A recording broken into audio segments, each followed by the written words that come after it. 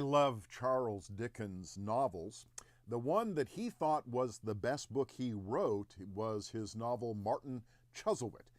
It's probably the least read of all of the Charles Dickens books. He thought it was his best. In the book, he introduces a character named Mr. Pecksniff. Seth Pecksniff is the man's name. He's a self-styled teacher of architecture who sees himself as being a very pious and moral man, but who in practice is really quite impious and immoral. He's not kind to people, and he's not particularly thoughtful about the things of God. For instance, he always prays before dinner.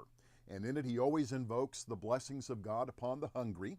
He invokes God's providence to feed the hungry, but he has absolutely no intention of ever actually taking some food from his table to feed the hungry.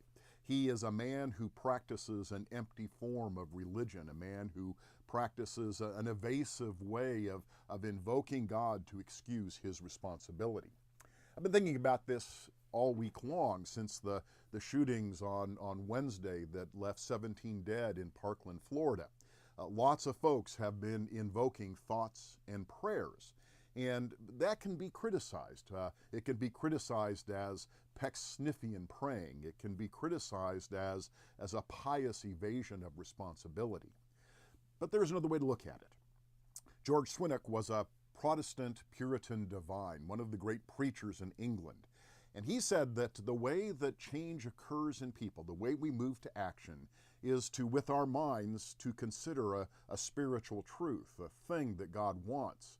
He says that distills into feelings in our hearts. It inflames our passions.